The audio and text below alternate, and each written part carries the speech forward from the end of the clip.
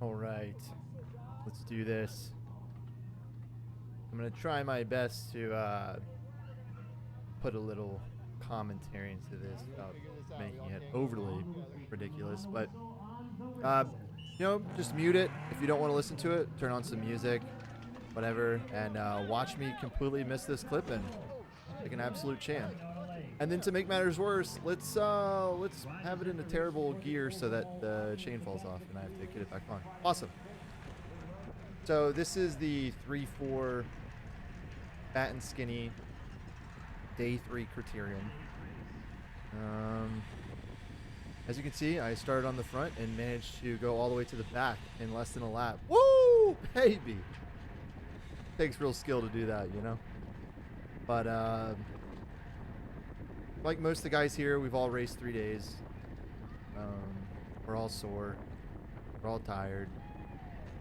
Funny enough, the first 2 days were actually pretty chilly, and then we got like a 20-degree increase, literally. Me personally, Friday night, I actually had a great race.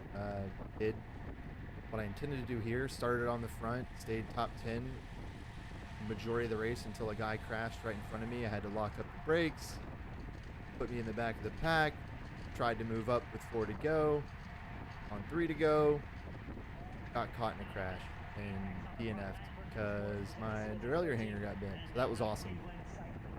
Yesterday's road race was pretty fun. We did, I think, a 44-mile race, 8 mile laps.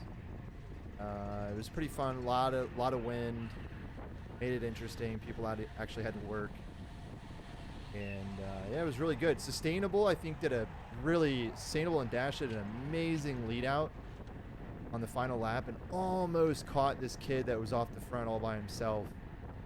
Like literally, the dude probably won by 2 seconds. And going into the final straightaway, which was probably a 3-mile straightaway or such, he was probably like 10 or 15 seconds up the road. I mean, it was crazy. The kid was elated. Who wouldn't be? Interesting race. It's a fun event. They did a great job. The only thing, a lot of people complained about Friday night's crit, but mostly because it was raining. And if you're scared, go to church. If you don't want to be in there, go home. And I think that's one of the, a lot of the issues you see in crit racing, which you'll see. Oh man, these little manholes, absolute gooch killers, dude. Just destroying the gooch. Yeah, oh, love this brake. Come on, this dude. If you can embody 3-4 racing, this is it right here.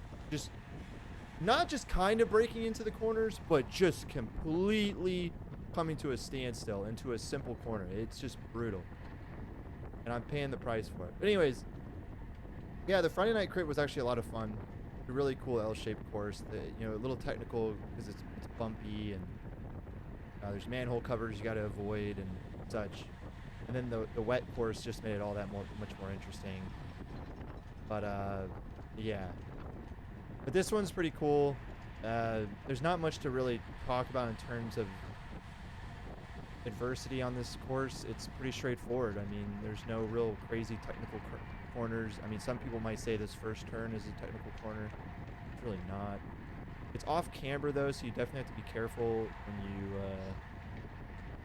try to pedal too soon. There is I guess you could say there's a slight tailwind through here, and on the other straightaway a little bit of a headwind, but not really.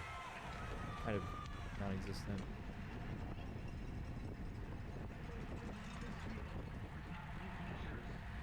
Yeah, right here, this is something that you have to really understand as a cyclist when you're in the back. A crit racer. When you're in the back of the pack like this, whether it's your own doing like me or because you're scared, I don't know. You kind of just have to accept it, man. And believe it or not, there's actually people behind me right now. Like, there's all these guys in front of me, but there's still people behind me. I'm not even joking. It's a huge field. But you kind of have to accept it and you have to deal with it. And as much as you want to try and just like sprint to the front, you can't. It'll just destroy you because it's still going pretty fast. Like we're almost going 30 miles per hour through that turn. And then it speeds up again. So You know, like you could right here, right? You could get all antsy and just sprint to the front and be like, oh, I need to be at the front now. You can do that, but you gotta understand you're only a few minutes into the race and you kind of have to just accept it. So, I mean, look at that. We're not we're not even that far into the race and we're already crishing. Trying to crish. Yeah, it's just, man. So you kind of have to just deal with it, move your way through the field little by little. You know, because if you could just go from the back to the front one lap, you know, you wouldn't be here. You'd be in a 1-2 race, or you'd be a pro or something, you know, like, it's hard. I don't care who you are. Moving through a field that's going 30 miles per hour is not easy. So you have to kind of work the corners and find people that are scared to take the corners. And just kind of one by one pick them off, which is what I try to do. I just try to find opportunities to surf through. And it's really all you can do.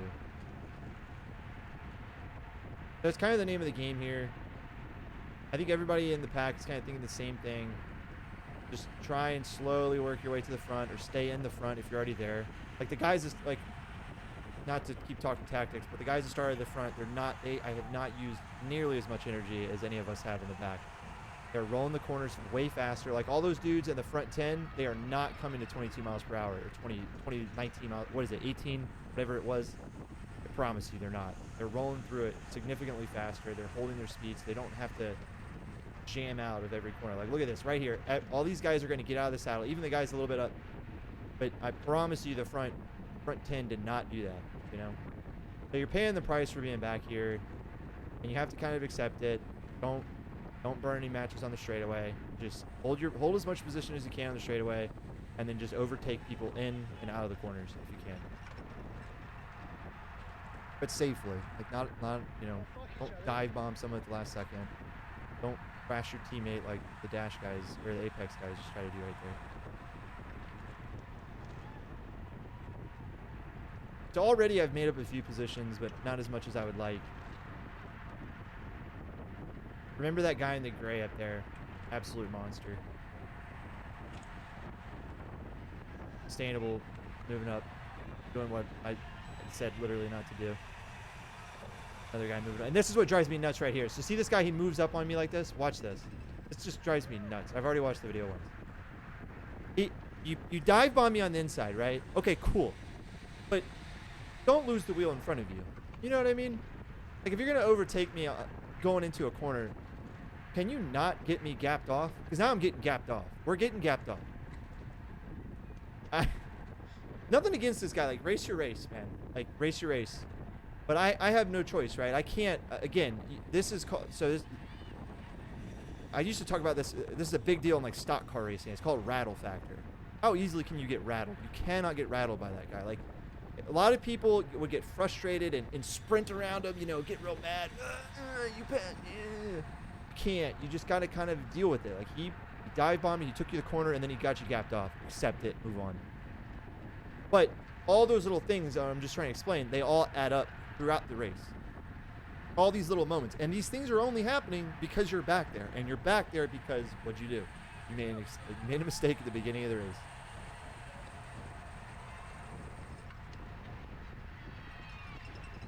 Again, we're still slowing down a lot into that corner. It's just really frustrating. It's just not a hard corner to roll. You really should never touch the brake in that corner, but you know, just the way it is when you have a bunch of guys trying to take the same line through a tight corner. So here we are again. Everyone's out of the saddle sprinting. I'm trying to stay seated as much as possible. It's really weird. Apex pinching that Dash Rider for God knows what reason.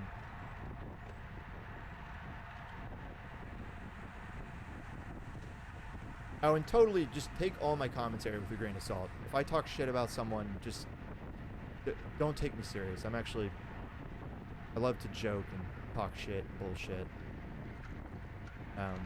If you look at my channel, I used to stream. I love to just talk and just have a good time, so if I talk shit about somebody and it so happens to be you in the race or your friend or someone you know, just please don't take it serious. Unless you're complete trash and you deserve it. Then take it serious. And be better. Yeah, I mean, the first time I raced in a P123 race was back at Hincapie 2019, and I wasn't a great rider. And I'll never forget it. One time I was squirrely in the race, and a Skyline rider came up right next to me and straight up told me, like, "Hey man, you need to, you know, hold your line, bro." And it just, I don't know. After that, I was just like, became very conscious of where I was on the course. You know, the line and everything, what line you're on. Finally, I'm kind of up to the front. I can see the front now. Like, literally, that is the front. But what you can't see is there are two guys dangling off. There's two guys that just went across the start-finish line. And so there's some attempts to try and get up there. It's not a big gap, though. I mean, it's a super small gap. But the carrot is there. The carrot is there. The field is interested. But yet, we're still having to break back here. So the guys, the front 10, they, you know, huge advantage to try and jump. This poor guy in this light blue, man, hard racer. Like, race is really hard, but man, just poor lines. Kind of back to what I was talking about, squirrely, just a little squirrely. And there's a lot of guys like this in these races. I don't know if they're 4s or they're just brand new 3s, but they're very desperate when it comes to like maintaining their position. They, you know, they almost race every lap like it's the last lap. You kind of get, and sometimes you kind of do with some of these other riders that are gonna fight you really hard. But you'll see here in a bit. Joke's on me. The guy in the blue actually found a way to get to the front several times, and meanwhile I'm. There are moments, like I said, I've watched this video before. I don't know if I should have done more, tried a little bit harder, but I'm very big on realizing you can't do everything. You can't be in every break. You can't be in every move. And I did tell myself when I screwed up that flip in, hey, just accept it, take your time. You can't kill yourself. But they're still working. The guys at the front are still trying to establish a break. It's still really fast. And for whatever reason, yeah, it's just, it's swelling. So I think this is the next move. The next move just went off. I think that was the V3 Sam Aiken kid and someone else. But those are the first two. These guys go away. They're off the front. And I can't tell who the guys are at now the pointy end of the peloton trying to keep the speed up. So it's going to be pretty fast now. And I see it, but it's still, again, it's early. We're 12 minutes into the race, so I'm not going to, like, go complete panic mode. There's just no, there's no need to. But it is, you know, interesting enough, those guys that go off 12 minutes in, they stay off. They will not come back to the peloton again. You know, I noticed one thing. American riders do not like calling the bunch or the pack a peloton. It's almost like there's some fear about, like, making ourselves sound too elite. There you go. I think that was like my first out of the saddle moment. You can already see them going through that turn, and we're just now getting to it. But again, I'm just not going to panic. I'm going to let these teams do their work, because I don't think there was a team member in there. Like, that Sam Aiken kid's really strong. I've seen him in several races now, and he does not have teammates. Although I think he had like a friend with him or something that doesn't wear the same kit. But knowing that, I kind of knew that these other teams were going to have to work still. So again, what's the point of? There's no point in working. You just kind of just stay towards the front. And I still got more work to do. I still got to get up to the front. There's still more people to pass.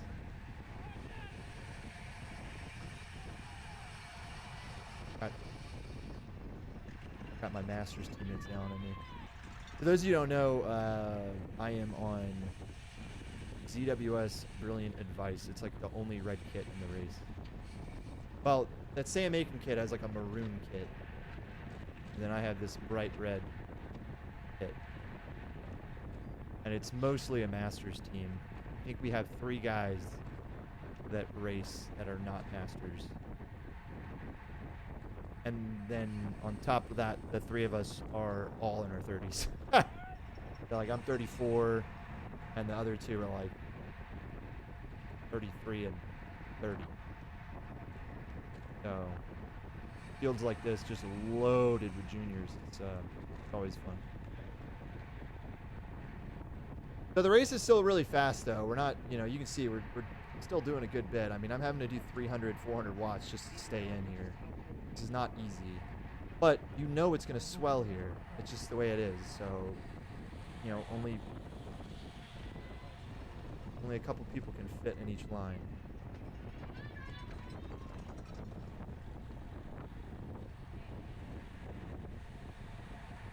And I really began to notice a lot of people really started to struggle with these lines.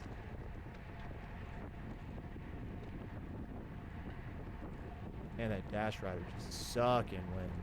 Just eating it. Just. Oh, sorry, I shouldn't have done that. Here we go, another dash rider sucking. Oh, he got playing. The CycleWorks, the 2 CycleWorks guys that were in this race, super cool dudes. Worked pretty hard all weekend.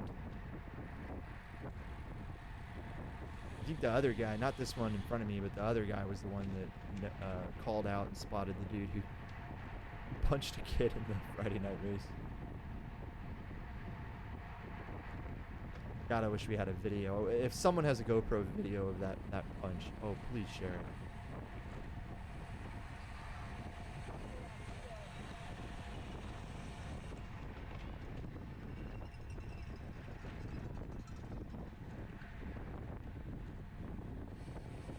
I think that was the fastest we've taken the corner in the mid-pack all day.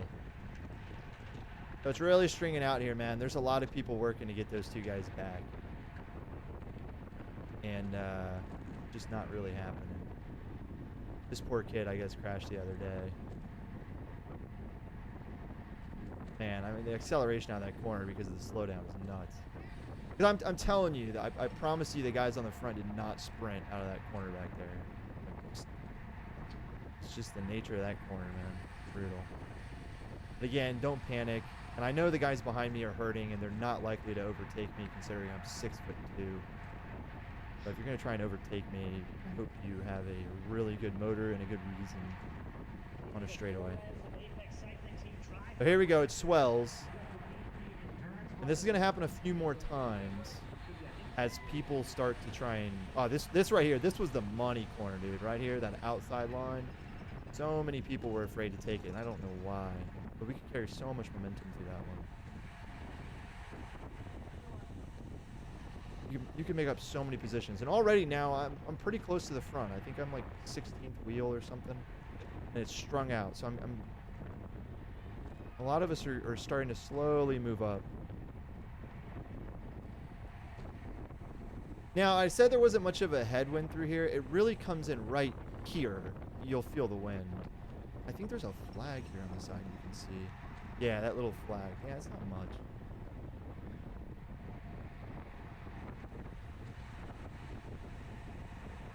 Starting to swell. You know, if I could go back, I probably would have deliberately moved up a little bit more right here. But you'll see why this kind of sucked here soon. I'm kind of in a bad spot here. And I do this twice. I kind of end up, I keep putting myself in the middle. And I think so it's kind of weird. So there's guys out the front, right, in a break.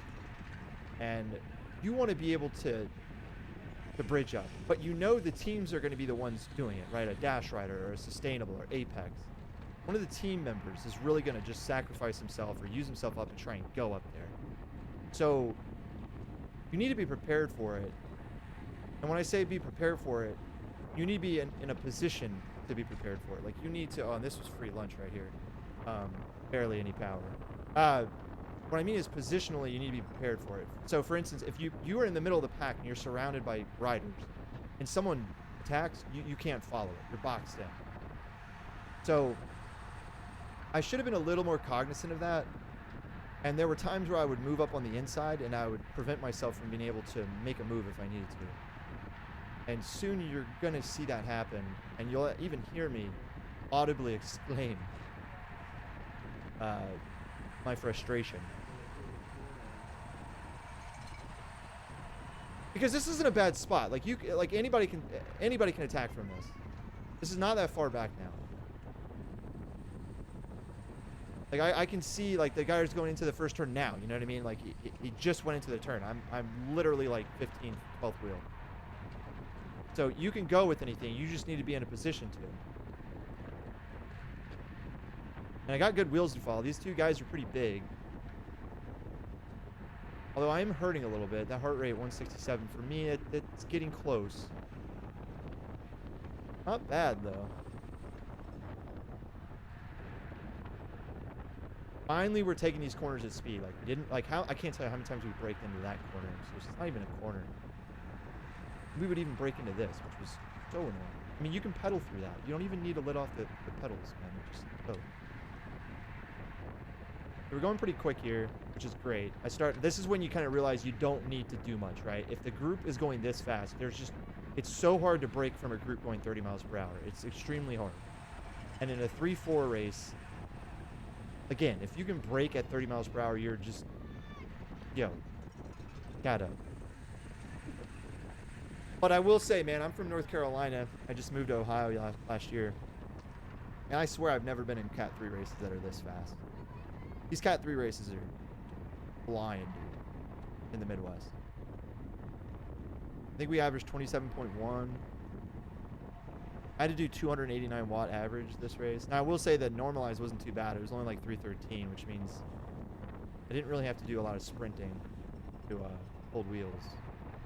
Once it got smoother, like here, right? Like you can feel it's pretty. You can see it. It's relatively smooth. All right, so now we're at the front, dude. We're at the front. We're at the front of the race.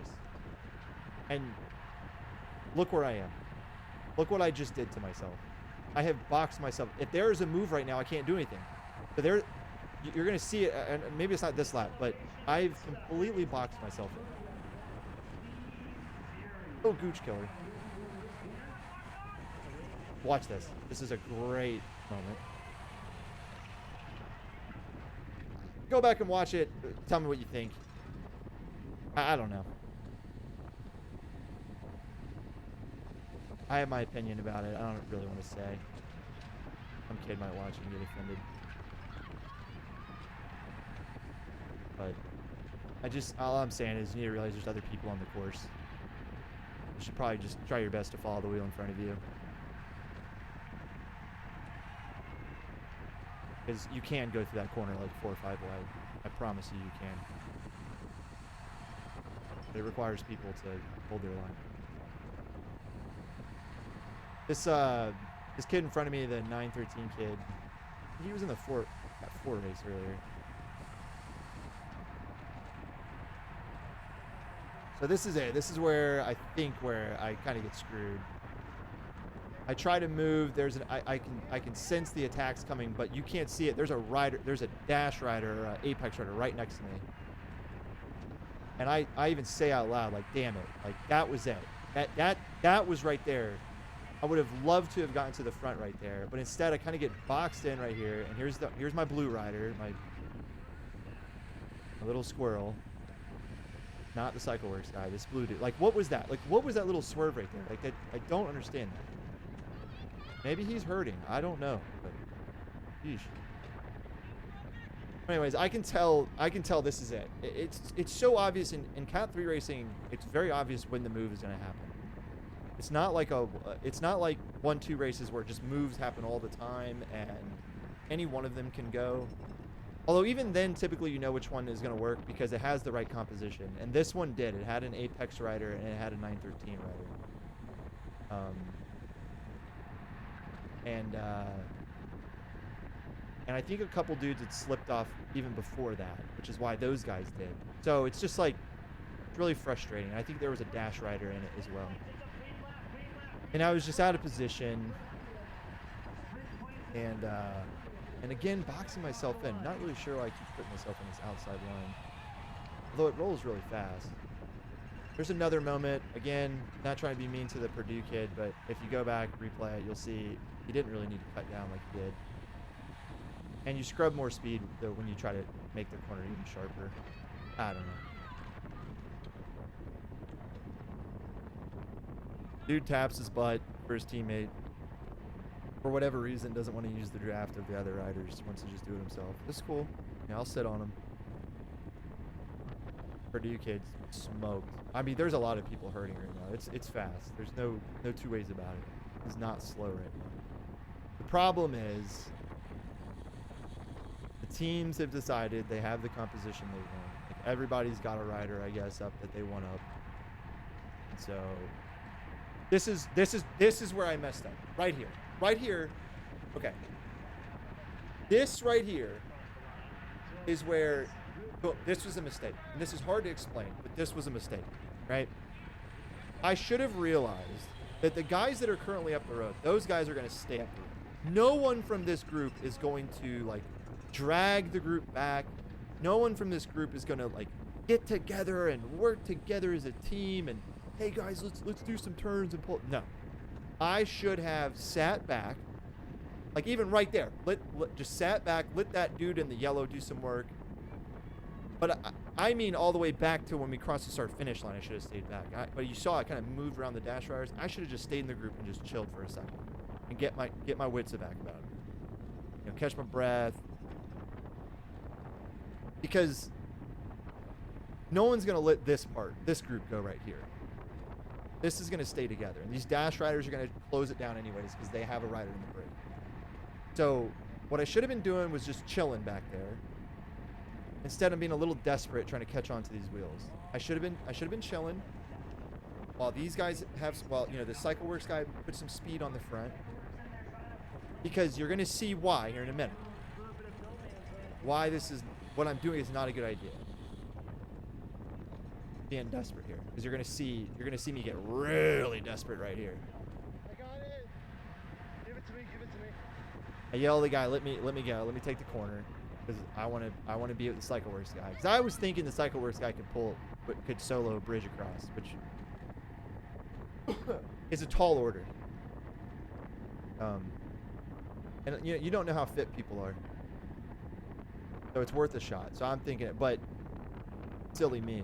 I'm just dragging the whole group and the dash rider up. But we're going to try, you know. But what I should have done was realize that the group itself, someone in the group, someone else could have done this.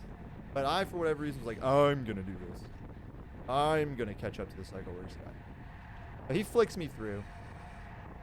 And that's when I look back and I realize we have the whole group here, and this is stupid. And so I said, I go, no, this is when I realized the mistake I made. Because who's behind me? The dash guys. They're all behind me. I'm like, damn it, dude. So if you go back, my point was about 2 laps ago, if the CycleWorks guy keeps doing work and the dash guys are chasing, and other people are chasing, once the people that are interested in bridging stop, and I'm mid-pack,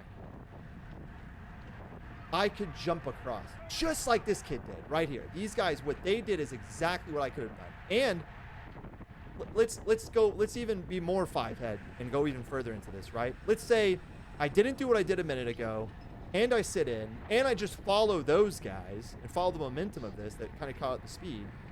I probably would have had plenty of energy to then counter move that and really jump up. Because they're not that far up the road. They're really not. I mean, it's barely a 10, 15-second gap. It's not that bad. And that group is now at the point where they're together, and they're going to chill.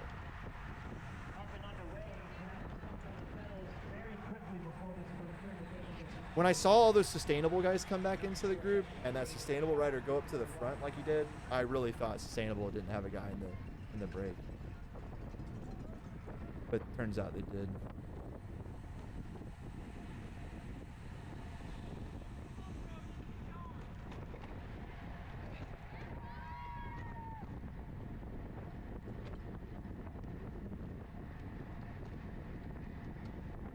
Still kind of struggling here, as you can see. I think I've been, if I recall, this is kind of the first couple laps. I even put my hands on the hoods, took some breaths, and drank some fluids.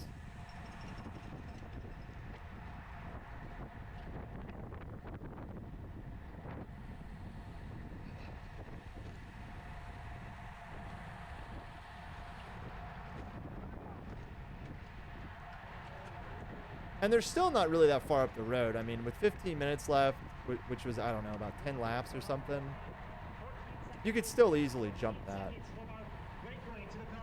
Yeah, you hear the announcer saying 14 seconds. So it's just not a big gap at all. 13 laps to go. So, yeah. And there's that kid in the gray up at the front. The kid in the gray, turns out that kid does a ton of work these next several laps. Try and bring this break back, and it's a 7-man break, which is pretty tough, and they're probably all working. That's the thing about I will say about crit racing, American racing. It's not like a world tour race where you'll have, you know, guys that are just sitting on. I mean, every once in a while, but typically, like in an American crit race, if you're in the break, everyone works. Put it simply, crit tactics are often very simple, and especially in Cat 3 races. It's just like basic shit.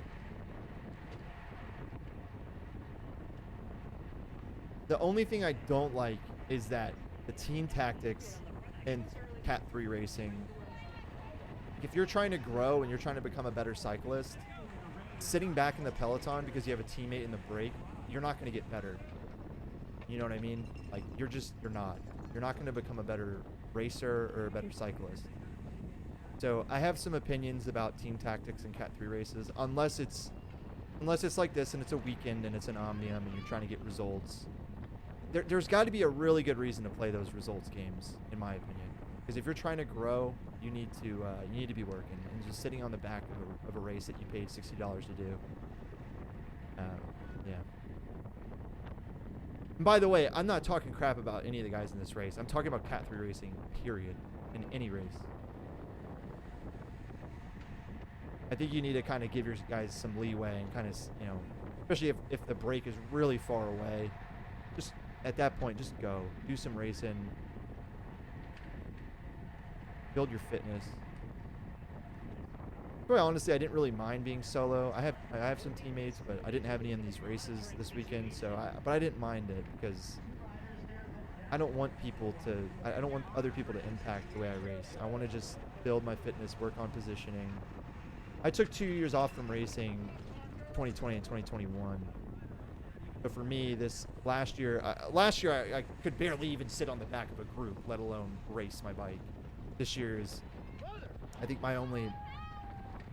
This kid pissed me off. I don't know why he swung out so wide. But it's on me. I was kind of overlapping. But in the moment, you're pissed. Because you don't want to burn a match just trying keeping a wheel. But again, you don't have to really worry about the guys behind you going around you when you're 6'2", because they'll gladly sit behind you.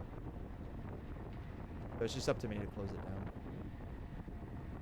But yeah, this is the first year since end of 2020, late 2019, where I really feel like I can actually move around the pack and race my bike. Whereas before, it was like last year, it was sad. It was really sad. I think this kid was dying in front of me. I think this kid was literally just at his limit. He's probably only like 15, so literally probably doing the best he can. I know this kid right here, he's like 17. But man, he's strong, dude. For 17, God, I wish I was racing bikes at 17. I didn't start racing bikes till I was like 28. God, I wish I got into this when I was a teenager. Kids are living the dream, man. If you're a junior and you're listening to this, dude, I'm dead serious. Wake up and smell the roses. You are living an awesome life right now.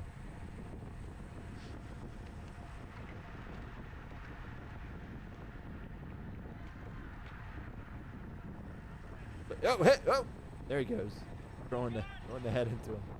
I don't really know why he did that. I think that honestly, he's a good kid. He's not a dick.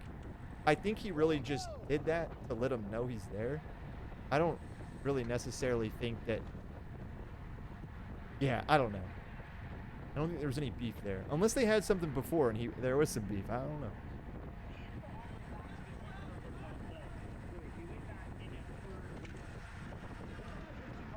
Poor kid ain't gonna get scored, man. E equals not MC squared. I think that was one of my second pedal strikes right there.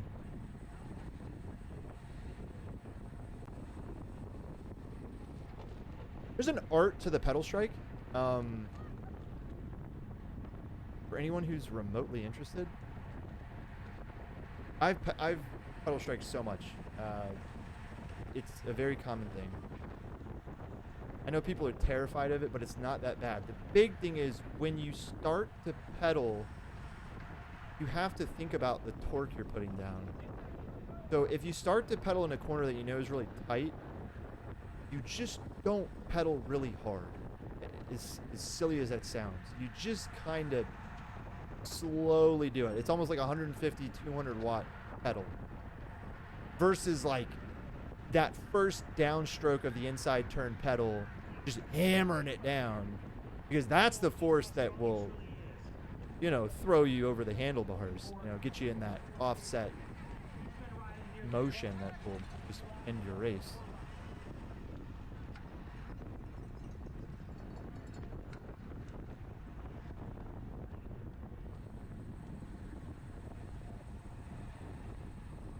Yeah, it's really crucial you carry the corner, or carry the speed to that corner really good, man. Man, we are really getting out of those corners. I don't mind sprinting out of the corners, but I'm not trying to do like 1200 watts.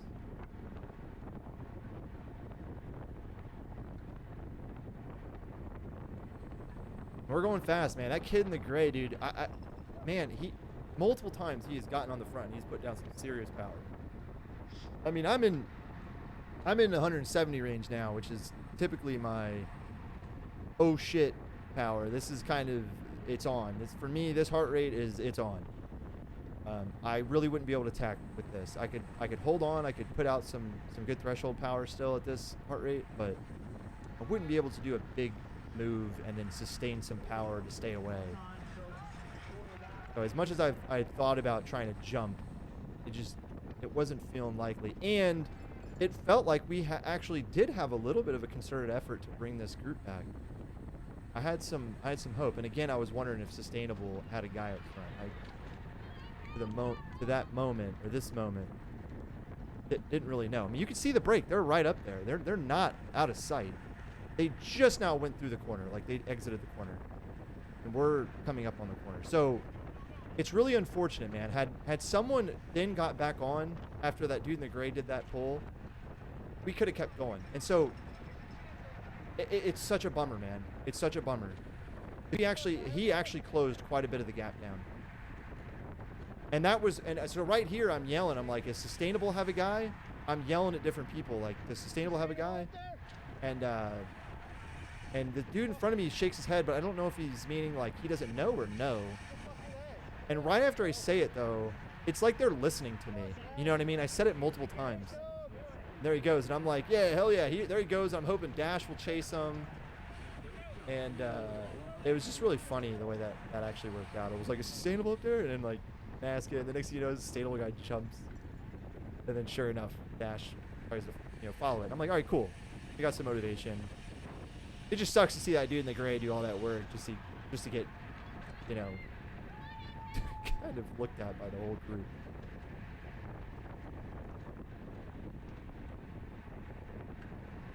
Kind of sucking some wind right now, though. You should probably try and slot in.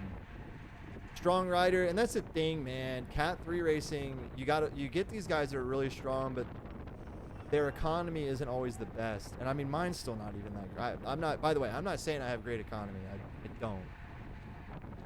It's a fine balance. Sometimes you can go a little too hard with economy, like I talked about earlier, and you probably missed a few opportunities to move up, but it's all a balance. And you're playing chicken with the field and the break. Yeah, and see the kid in the gray is like kind of burning matches, trying to move up a couple spots on the straightaway, which I'm just not really interested in doing.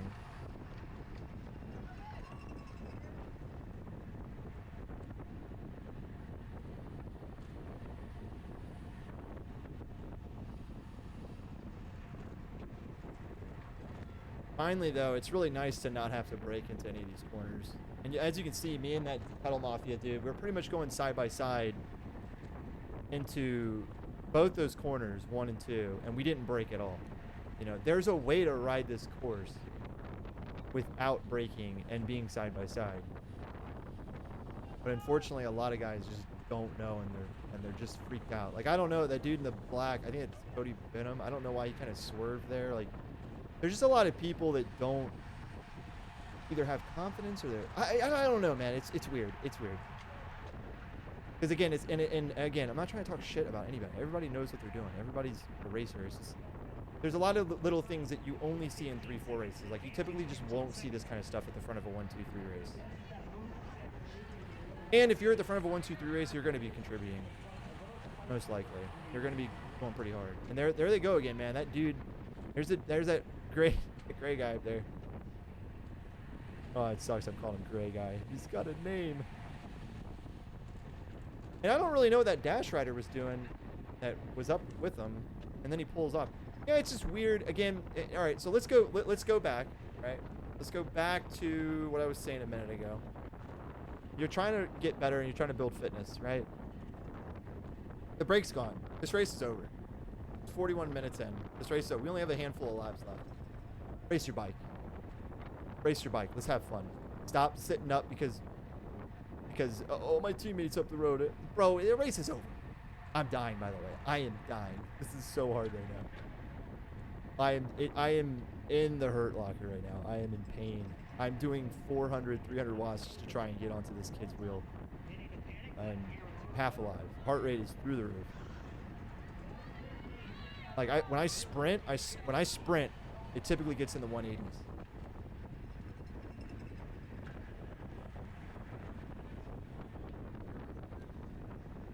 Dude in the grays doing a great job pulling through. CycleWorks did a great pull right there. I shouldn't have got on his wheel. And here we go again. We set up. Like, I don't know why. Like, yo, Cody. I think his name's Cody. Cody should have pulled through right there. Yo, it would have been really great because he would have kept the speed up. I get why he didn't want to. I get why he didn't want to, right? Because he doesn't want to. He doesn't want to be at the front going to the sprint, which is cool. But still, just pull through and then pull off. Pull through and off. Because I could have pulled through and off. So you could have got someone to pull. So that's the only thing. I'm not saying get on the front and do a pull. Just pull through and off. But when you sit up and let it box and get wide, 1, it slows down. 2, it becomes dangerous for everybody else. And it could get dangerous for yourself because you're also going to get swarmed. Just pull through and off. That's all I'm saying. Because if someone pulls through, you can then get on their wheel.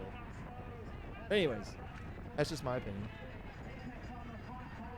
And see, now they're getting it. 1 to go. Now we get it, you know. And I'm getting swarmed, of course. Of course. At this race, the motivation to really do anything crazy right now is extremely low. There's Blue again. Just, what are you doing? Yeah, the motivation to do anything right here is very low. The 3rd day of the legs is starting to really feel it here. I'm definitely feeling it. Did a lot of work the last 2 days. And yeah, we're literally racing for 8th, this group. So it's just, at this point, it's just like, yeah, let's sprint for 12th, baby. And maybe we're not even racing for 8th. We might actually be racing for 10th. I can't really remember, but I'm pretty sure we were racing for 8th. I'm pretty sure. Yeah, that was it. It's a good weekend, man. Hope y'all enjoyed it. We'll do some more here the next couple of days. New mark coming up. Hopefully we'll get a video of that. 1, 2, 3. All right. Peace.